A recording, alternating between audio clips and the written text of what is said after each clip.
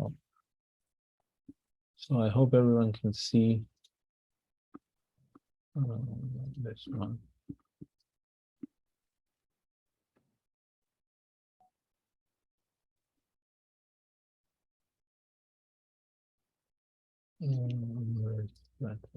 Okay, so so the lab for today is since you guys talked about in the morning firewalls, and there are different types of actually firewalls that you may come across. There are plenty of open source firewalls also available. One of them is the UFW. It's called uncomplicated firewall. So very simple and easy to use firewall. If you want to ask me about more open source firewalls, so there is a whole Linux distribution. It's called FireEye. It's a very nice firewall. It's like a whole Linux distribution which has which is built as a firewall.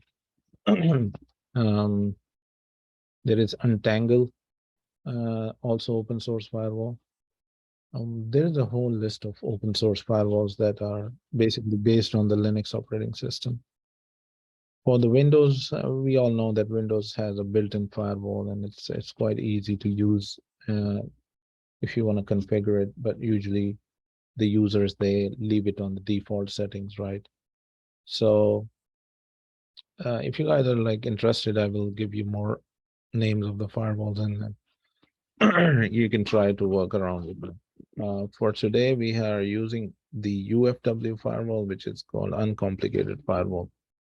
So behind the UFW, it's actually IP tables, which is being used. So IP tables, I don't know if you guys are aware of it.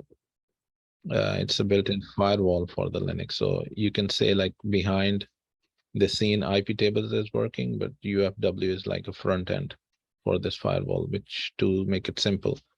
If you want to use IP tables, you can use them. It's a bit complicated to use IP tables, not that complicated, but as compared to the UFW, you may find it a little bit, because it's all command line. So the installation for the UFW, it's not there by default in Kali Linux. You can install it in Kali, in Ubuntu, in any Linux machine, literally you can install it. Now, I don't think these commands will work for you. I mean, this one, okay, apt-get update will update the Linux for you, but I don't think it is going to work if you try to install apt-get install GUFW. So like I said, this is actually a UFW firewall. So the G means this is the graphical user interface for this firewall, okay? So I don't think this will work for you, even if you have the latest distribution. So the thing that you need to do is just run these commands, which are given on the platform. It's basically that, because you're providing the source lists from where it is going to download the UFW, and by default, this source link is not there in your source file. So what you're trying to do in these commands is that you're going to basically include this into the source list. So in the first command, you're basically trying to move your actual source.list file into a backup file, so that later on you can get back the original source list. So as you can see, MV starts for move. So you're going to move the source list.file into another file called sources.list backup or back. And then you run these commands. After that, when you try to install GUFW, it will install it. And then in these three commands, you are actually trying to revert back to the original source list.file. So even if you do not understand every single command here, just go ahead and run these one by one, and you should be good to go. How you will know that it's working when you see this graphical interface of the UFW firewall. Now, today's lab task is actually on the GUI version of the UFW, but I'm going to provide you with another optional lab that we are doing it every day, in which I will tell you how to use the command line version of the UFW. So I will share this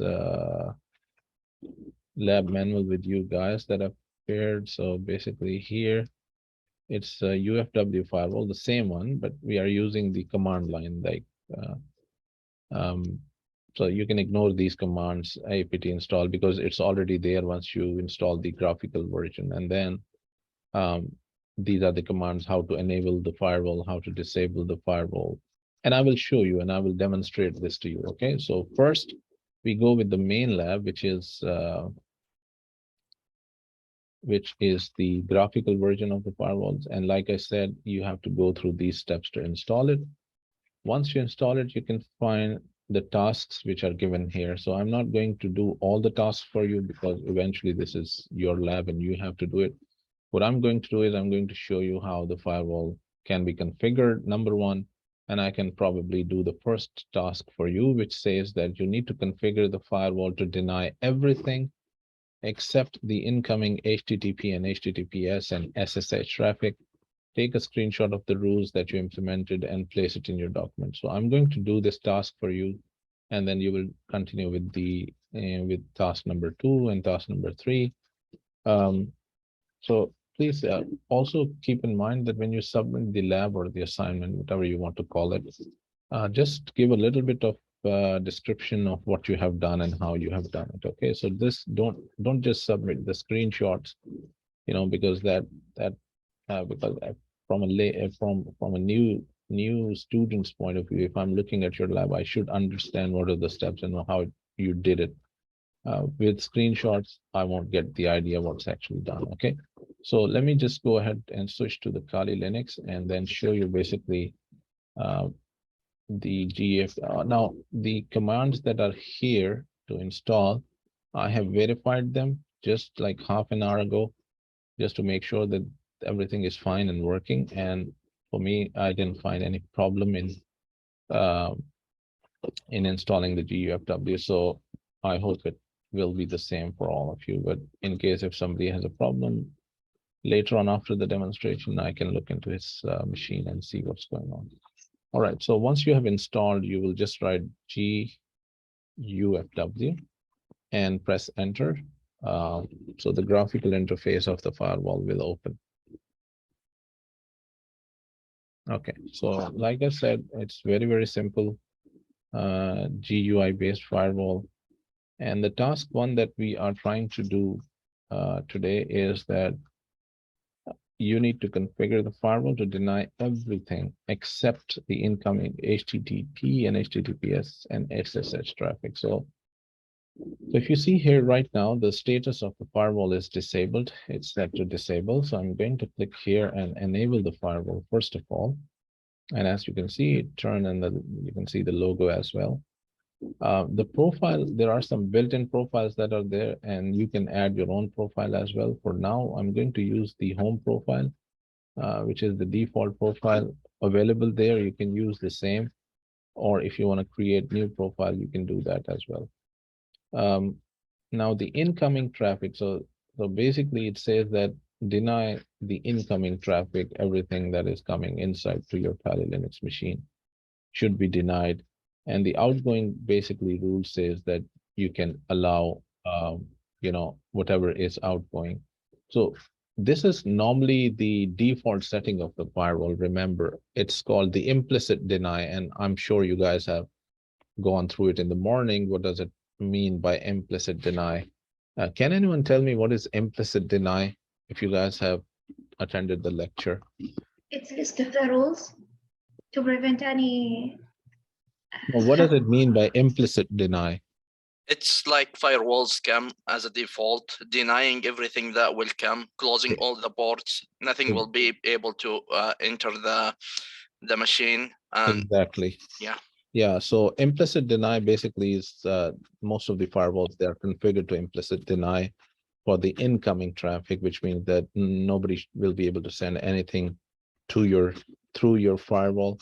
And then you have to explicitly go and allow whatever services you want to allow. So in our first task, because everything is an implicit deny coming to your machine, so we want to allow some of the things. So HTTP, HTTPS, and then the SSH. So if I go and click on allow, and then I can start adding the rules here. Just a minute. No, wait. Implicit deny, leave it like this. And then I'm going to add the rules, like what do I want to allow? So if I click on add here, after I click the rules, so what is the policy? The policy is that I want to allow. What do I want to allow? For instance, I want to allow the audio, video, games, or network, because right now we are talking about the HTTP, HTTPS, and SSH. So you will choose the option of the network, and then the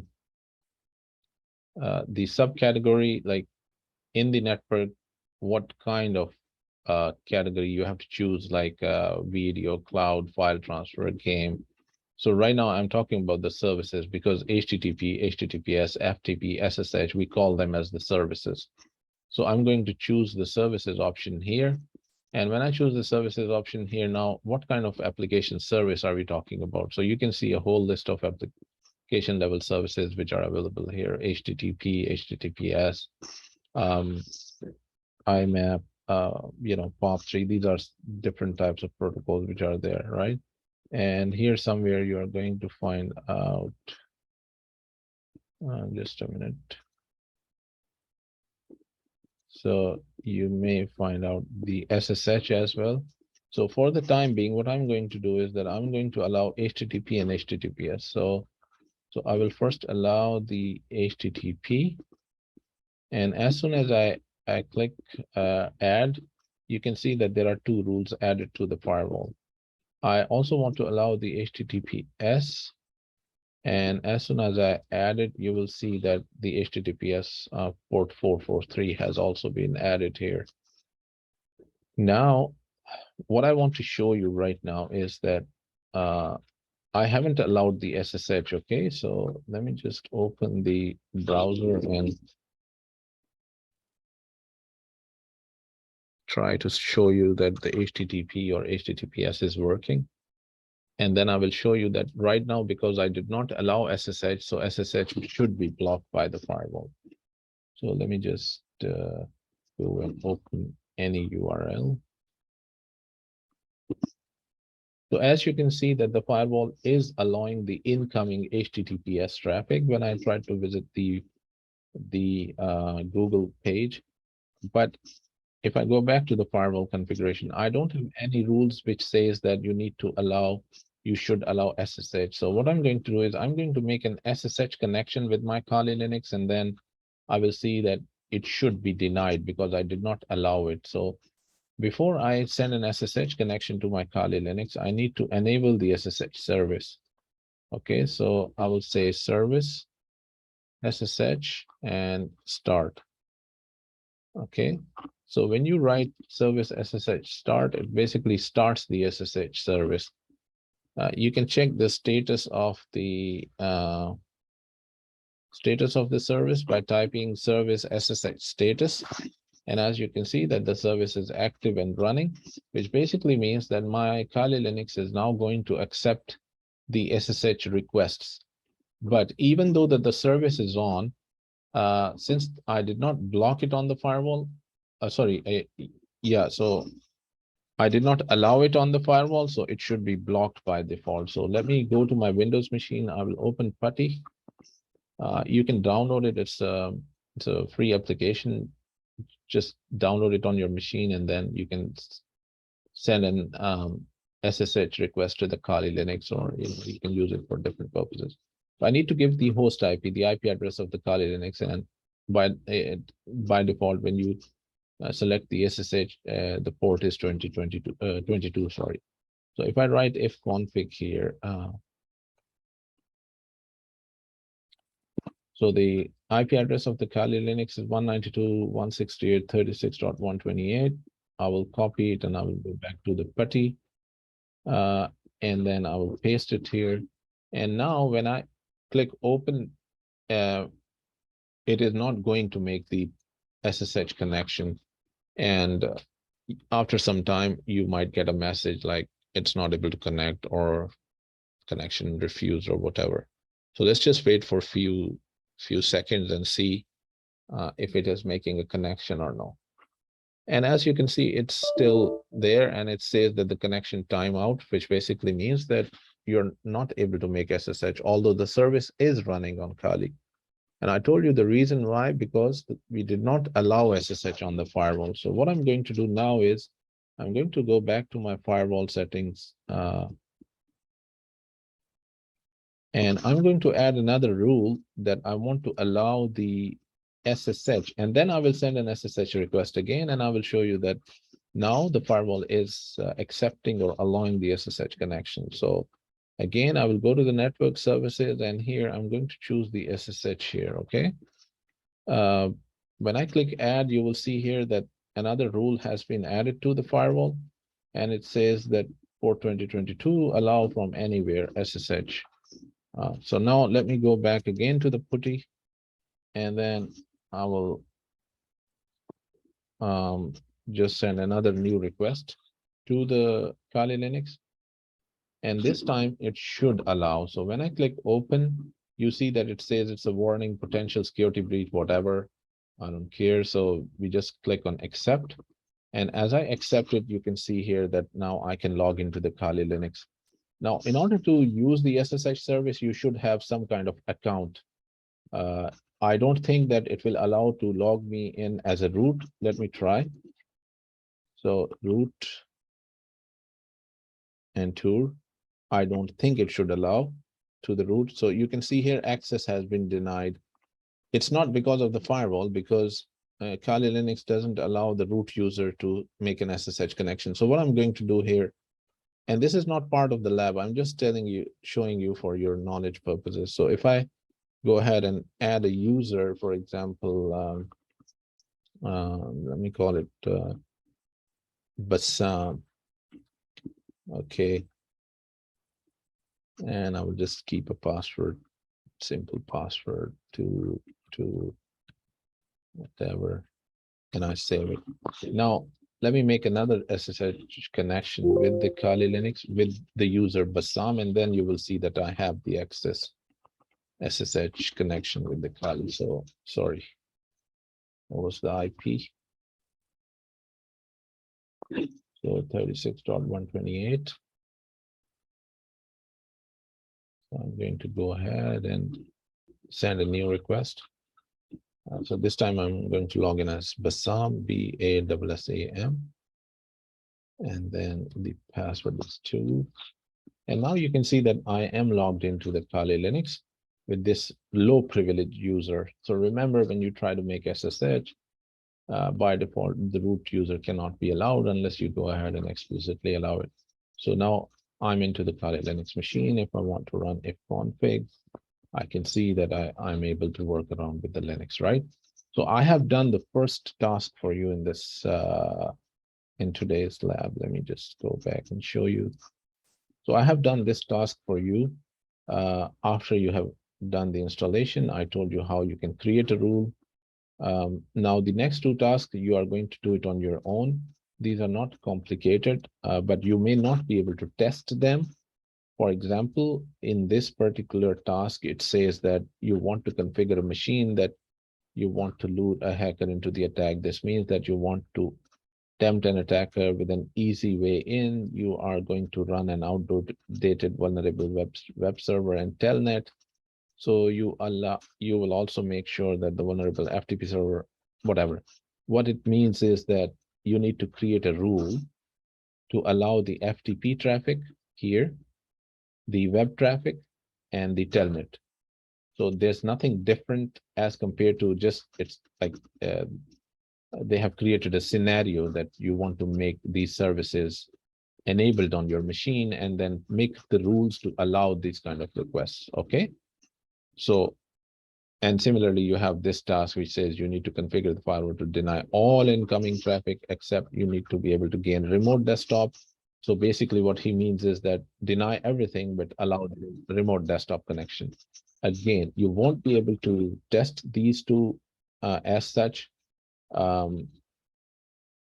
you know, because telnet can be, I need to check if you can test it. FTP can be tested, but again, you need to set up an FTP server on the Linux to test it. So I'm not asking you to test and verify if the rules are working or not. The bare minimum you can do is that try to test the rule that I showed you how you can test the SSH connection. Okay, number one. For these two, you just need to create the rules and then take the snapshot of the rule. So let me show you back what snapshot. So like these are the rules that I created, right? So each of the tasks, you will create the rules and you will take a snapshot and just write a few, 1 or 2 lines of description, what this actually rule is going to do. Okay, so this is the core lab for today that you need to submit it on the platform. Do you guys have any question till now? Otherwise, I will move on to the optional lab and I will explain you how to do that. It's clear. Okay, great. Now let me go and explain you. Okay, what I'm okay. If in case if you want to delete the rules, just select the rules. I think you can select them all by using the shift and down arrow key and delete them.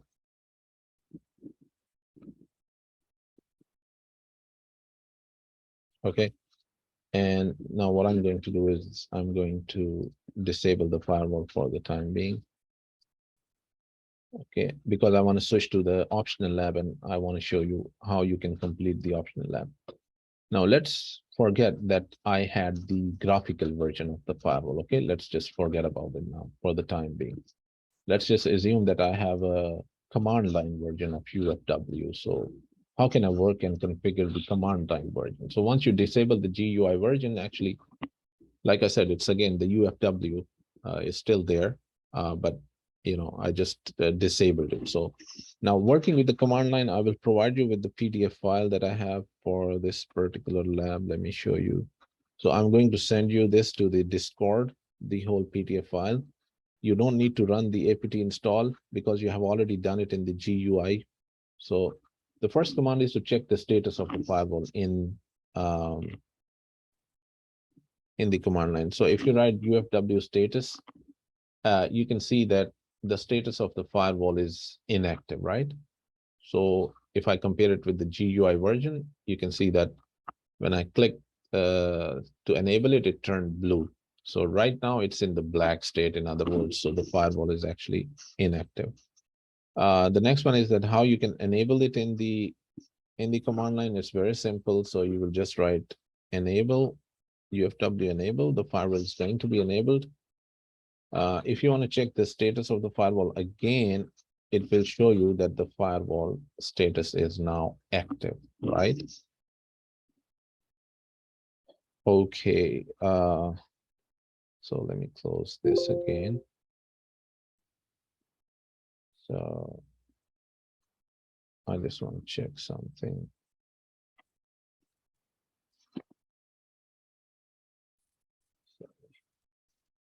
I just enabled the firewall. Okay, I didn't do anything. I didn't create any policy. I'm just checking if the SSH is working or not working. Should it work or no? Should it It work? should work because you haven't denied anything in the Why is it not firewall. working? It should be working. So why is it not working? don't know. Because I told you when you enable the firewall, it's an implicit deny, which means that SSH is by Oh. default denied already.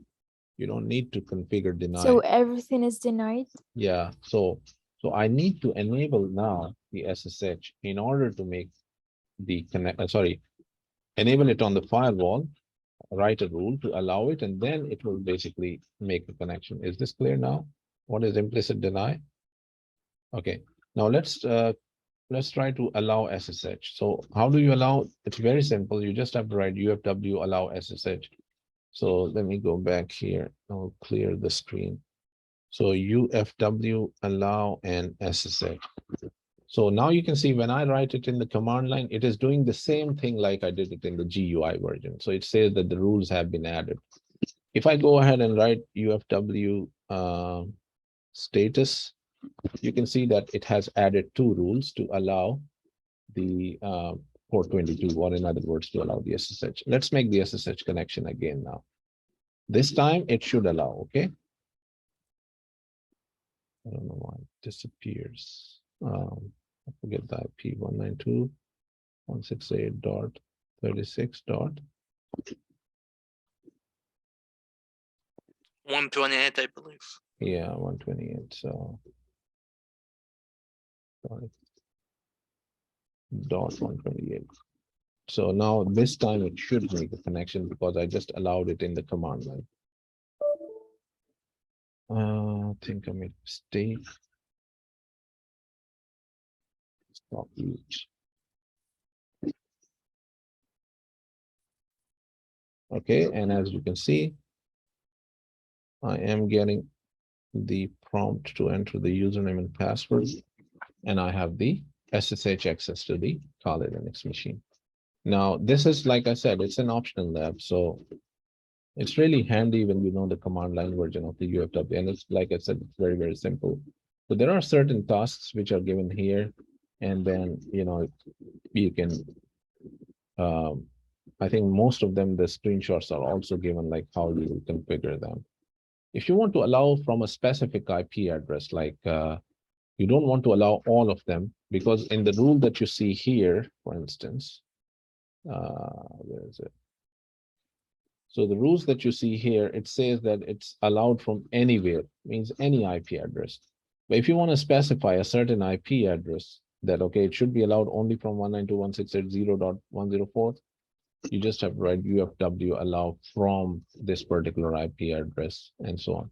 So you guys, once you complete the mandatory lab, the first one, you can go ahead through this lab manual and try to submit the optional lab into the same folder that I shared yesterday. So it's still there.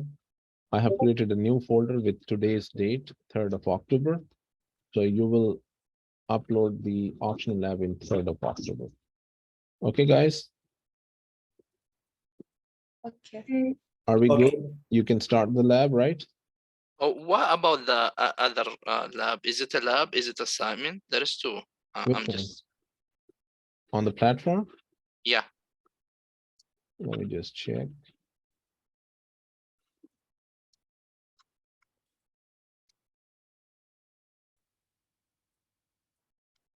So this is one. So what is this about? Okay. Like it says source network design. It's the last one. Okay. So I think it's kind of an assignment actually. So basically it has given you like two scenarios, for example, here. So it says identify the security design flaws for a network design, provide security solution for the security design. So give at least 2 sentences per figure explaining any security concerns you may have. So looking at the scenario, you have to answer these questions and submit it as a report. So there is no practical work involved in the second submission. So Okay, so we just answer and submit. yeah, so let me just stop there right now. So today's task, you have two things. One is this one, it's the practical work, GUFW, and the second task is this basically kind of an assignment, I would say. So once you are done with these two, only then you will go ahead and start the optional lab, okay? Okay. Okay. So if anybody has a problem with his machine or something, you can just send me a private message in the chat and then I'll look into it. I'll stop the recording. Just hold on. Let me stop the recording and I will I'll just upload it while you guys are working. So where is the record?